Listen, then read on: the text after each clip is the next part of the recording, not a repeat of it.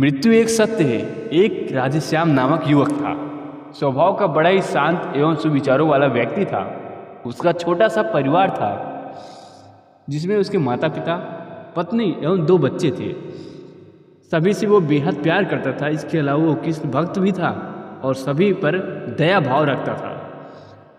जरूरतमंद की सेवा करता, किसी को दुख नहीं देता था। उसके इन गुणों के कारण श्री कृष्ण उससे बहुत प्रसन्न थे और सदैव उसके साथ रहते थे।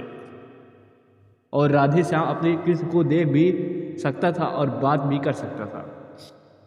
इसके बावजूद उसने कभी ईश्वर से कुछ नहीं मांगा। वह बहुत खुश रहता था क्योंकि ईश्वर हमेशा उसके साथ रहते थे, उसे मार्गदर्शन देते थे। राधे श्याम भी श्री कृष्ण को अपने मित्र की तरह ही पुकारता था और उनसे अपने विचारों को बांटता था।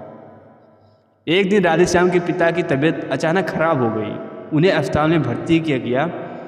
उसने सभी डॉक्टर्स के हाथ जोड़े, अपने पिता को बचाने की मिन्नतें मांगी, लेकिन सभी ने उससे कहा कि वो ज़्यादा उम्मीद नहीं दे सकते और सभी ने उसे भगवान पर भरोसा रखने को कहा। तभी राधे श्याम को कृष्ण का ख्याल आया और उसने अपने कृष्ण को पुकारा। कृष्ण दौड़े चले आए। राधे श्याम ने कहा, मित्र तुम तो भगवान हो, मेरे पिता को बचा लो। कृष्ण ने कहा, मित्र ये मेरे हाथों में नहीं है। अगर मृत्यु का समय होगा तो तय ही है। इस पर राधे श्याम नाराज हो गया और कृष्ण से लड़ने लगा। गुस्से में उन्हें कोसने लगा। भगवान ने भी उसे बहुत समझाया पर उसने एक न सुनी। तब भगवान कृष्ण ने उससे कहा, मित्र मैं तुम्हारी मदद कर सकता हूँ, लेकिन इसके लिए तुम्हें एक कार्य करना होगा। राधे श्याम ने तुरंत पूछा, कैसा कार्य? कृष्ण ने कहा, तुम्हें किसी एक घर से मुट्ठी भर के ज्वार लानी होगी और ध्यान रखना कि उस परिवार में कभी भी किसी की मृत्यु न हुई हो। राधे श्याम झट से वहाँ से तलाश में निकल गए।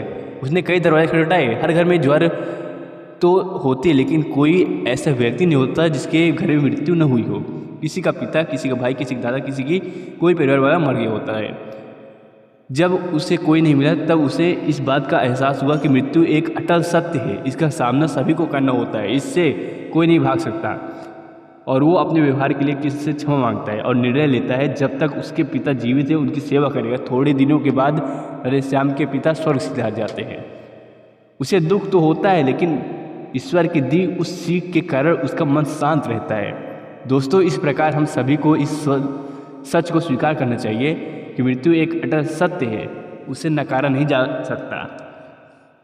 दुख होता है लेकिन उसमें फंस जाना गलत है, क्योंकि केवल आप ही उस दुख से पीड़ित नहीं है, अपितु संपूर्ण मानव जाति उस दुख के रूबरू होती है। ऐसे सच को स्वीकार कर आगे बढ़ना ही जीवन है। कई बार हम अपने किसी खास के चले जाने से बेबस हो जाते हैं कि सामने खड़ा जीवन और उससे जुड़े लोग हमें दिखाई ही नहीं पड़ते। ऐसे अंधकार से निकलना मुश्किल हो जाता है। जो मनुष्य मृत्यु के सत्य को स्वीकार कर लेता है उसका जीवन भार विहीन हो जाता है और उसे कभी कोई कष्ट तोड़ नहीं सकता। वो जीवन के हर क्षेत्र में आगे बढ़ जाता है।